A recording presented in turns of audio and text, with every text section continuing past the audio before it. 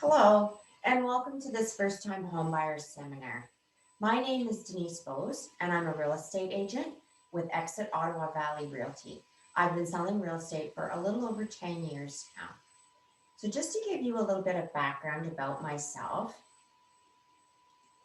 my husband is retired military, so I have personally been a military buyer and seller, and I know firsthand how extremely stressful the process can be.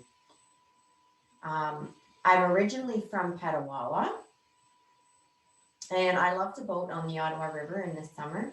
I'm an avid snowmobiler in the winter.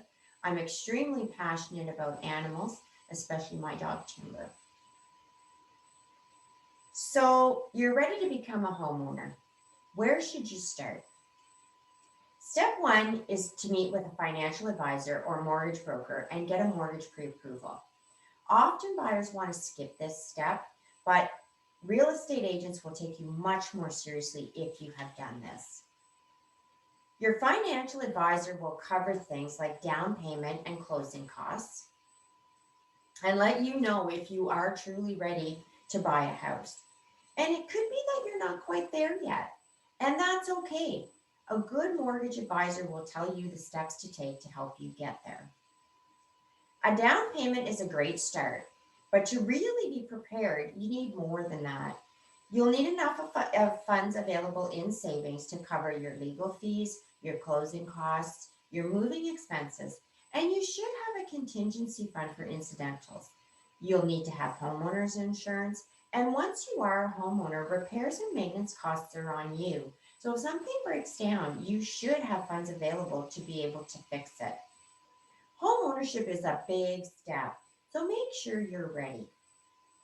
Detailed closing costs will be provided to you by your lawyer, but before you get started, you should know that you may be required to pay a property tax adjustment.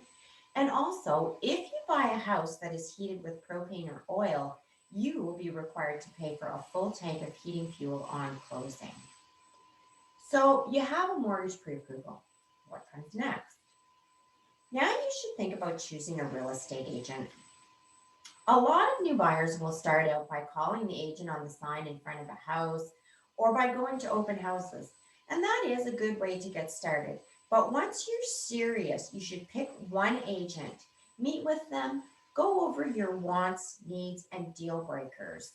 Agents have access to listings up to 48 hours ahead of the public, so they can make sure that you see the best houses first. Also, once you build a rapport with an agent, they understand your situation better and are more likely to help you find the right home.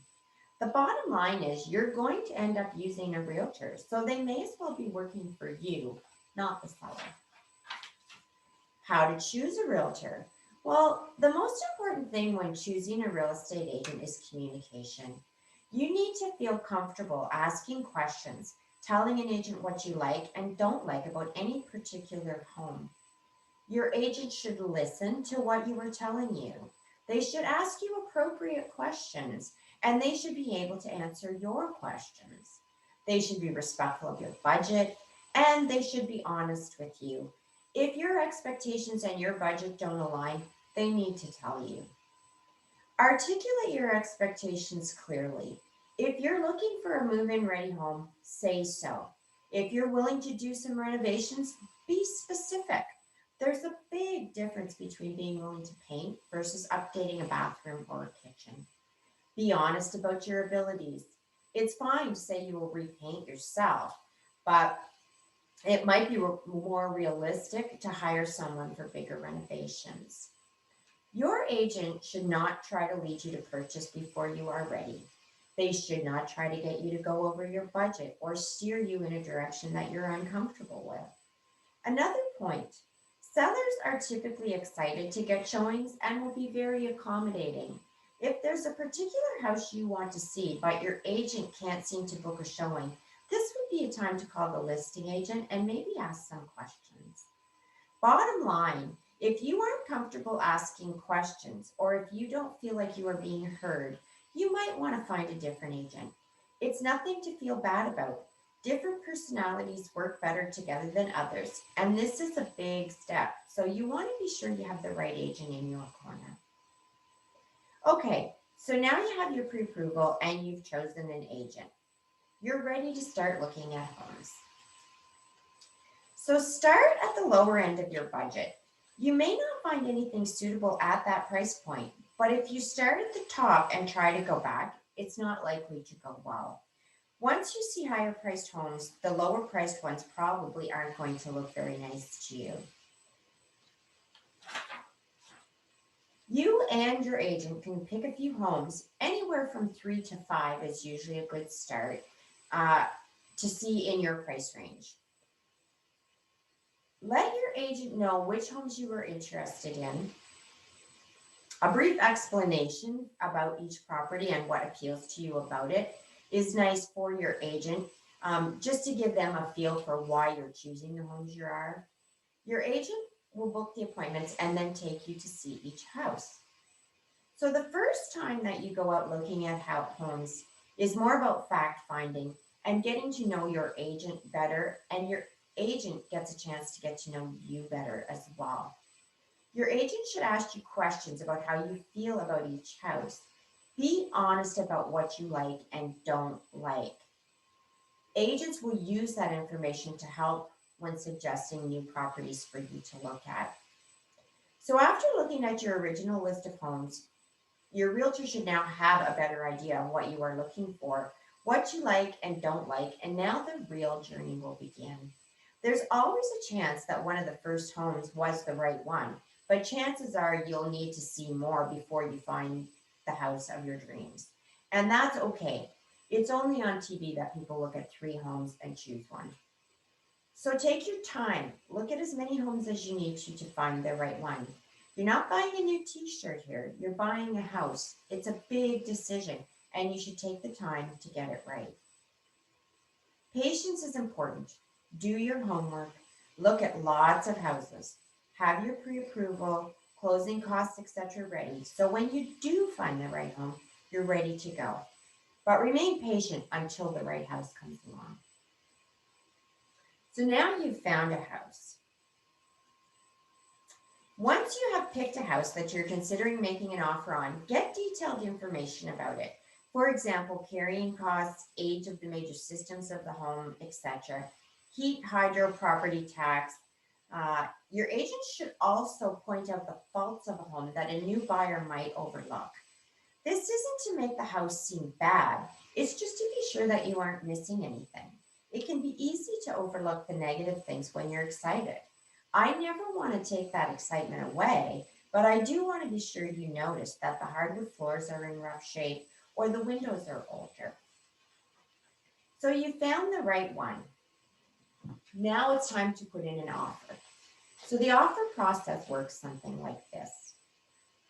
You're going to place an offer, you're going to negotiate, you're going to fulfill conditions, and if everything goes according to plan, you will have bought your first home.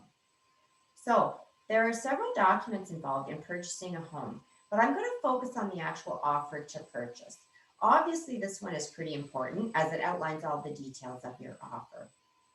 Realtors use a standard form, which we then modify according to each offer. Key points on this contract are the price, the closing date, any chattels included in the offer, the conditions, and the statements. These are the items that you and your realtor should discuss while creating the offer. The first step is to place the offer. Your agent can help you decide how much to offer, the amount of the deposit, what conditions you should have in your offer, what chattels you might be able to get included, etc. Let's talk about conditions for a minute. Most offers will have a financing condition. Now, a lot of first-time buyers don't understand why they need a financing condition if they do have a pre-approval. And the reason is the house has to pass the mortgageur's rules just like you did. This helps to ensure that you aren't overpaying for a property, as they might do an appraisal, and will lock in the conditions of your mortgage. It's time to cross the T's and dot the I's. A home inspection is also included in most offers, and this gives you the right to hire a certified home inspector to go over the home and give you a report detailing the good and the not so good points of a home. This is important to understand. You are asking the sellers for the right to enter their home and take a good look around. You are not asking for the right to have your father or uncle or best friend go in and poke around. If you plan to use someone other than a certified home inspector, you need to let your agent know, as this condition has to be worded differently to accommodate that. Also, the home inspection is not an open invitation to bring your parents, friends, etc. over to the house to look around. If you plan to bring extra people, please let your real estate agent know ahead of time. You always have to be mindful of the fact that you have not officially purchased this home yet. It still belongs to the seller and should always be treated with respect. Plus, you should be with the home inspector during the inspection so they can explain things to you. There are also statements involved in the offer. The main difference between a statement and a condition is that a condition has to be fulfilled by the buyer, and a statement generally has to be completed by the seller prior to you taking possession of the house. An example of a statement might be that the seller agrees to have the furnace serviced and cleaned prior to closing. Another example of a statement is a water test if the house is on a well. The bank also requires this to fulfill conditions of your mortgage. Conditions and statements are unique for each offer, and your agent should go over these in detail with you so you understand each one. Your offer then gets submitted to the seller through your agent and theirs. You negotiate back and forth until you reach an agreement, hopefully. So at this point, you have what is called an accepted offer. You, the buyer, and the seller have agreed to the terms and conditions of the offer, the price, the closing date, chattels, etc. And at this point, you will have to give your deposit. The deposit could be anywhere from $500 to $10,000, depending on the offer. This money is given as a sign of good faith that you intend to complete the offer. If your offer becomes firm, that money goes towards the purchase price of the home through your lawyer. If you back out of the offer, you will get that money back. Typically, you have 5 days from the day the offer is accepted to fulfill your conditions. So once the offer is accepted, things tend to move very quickly. At this point, you can count on your realtor to tell you exactly what steps to take and ensure that everything is done correctly and on time. Your agent should send all the appropriate documents to your lender to get your financing completed. You should also look into homeowner insurance as it is a requirement of your mortgage as well. You will need to book a home inspection. Your agent should attend the home inspection with you in case you have any questions. Buyers often feel they can renegotiate the entire offer based on the home inspection. This is partially true. However, this is not the time to say, well, the kitchen is dated, so we want to reduce our offer. You knew the kitchen was dated when you put in your original offer, and your price should have reflected that. On the other hand, maybe the home inspection turned up the fact that the shingles will need to be replaced within the next 5 years, and that was not obvious whenever you made your offer.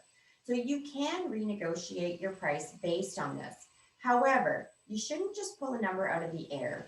You should justify it by calling a contractor and getting a quote that you can show the seller. Your realtor can help you with this as well. You will need permission from the seller before anyone is allowed to go to their home to provide quotes. This is not the point to try to renegotiate the entire offer. People who do this typically lose their deal.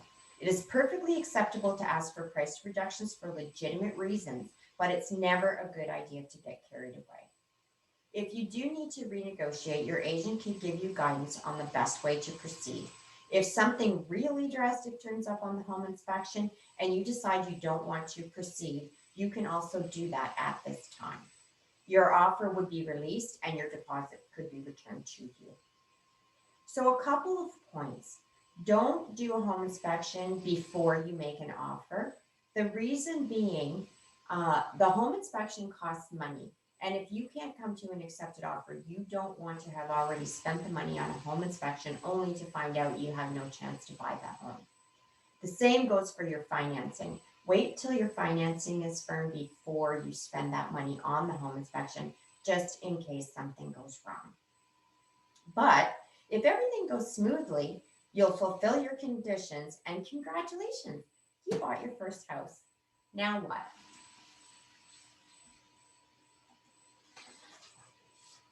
So now you will need to choose a lawyer. As a realtor, I work with lawyers all the time, and I can help you to choose one if you don't already know who you would like to use. In preparation of moving, you should call your utilities and have them switched over. Some lawyers handle this, some don't, so it's always better to check on this yourself. Plan for your movers. Whether it's a moving company or a gang of friends with a pickup truck, it's all it's also a good time to do a big purge. No point moving things you plan to throw out. Also, it never hurts to have a contingency plan in case of bad weather. If it's raining, you might want to rent a U-Haul rather than use an open bed truck. So, a couple of days before closing, you will be asked to go to your lawyer's office and sign all the final paperwork, including your mortgage documents.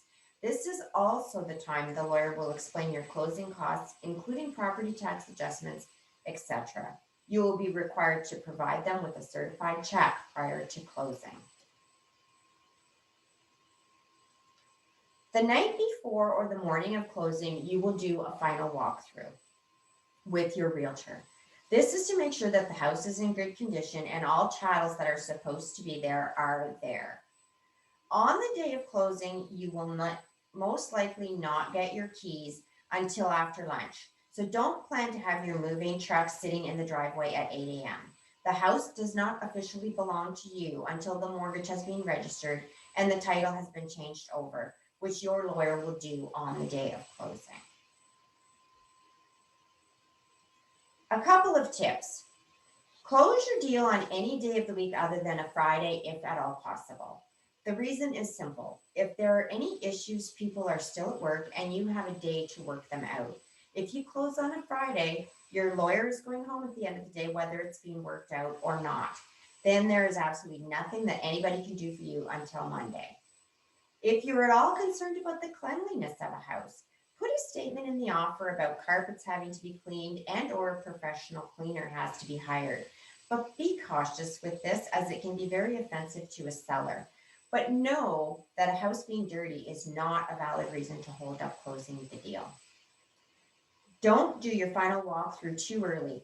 Wait until the seller has completely moved out, and it should be as close to closing as possible, just in case anything happens. I hope that I've managed to educate you a little bit about the buying process of a home. But should you have any other questions, please don't hesitate to reach out to me. I'm always available and happy to answer all of your questions. Thanks, and I hope everybody enjoyed the video and have a great day.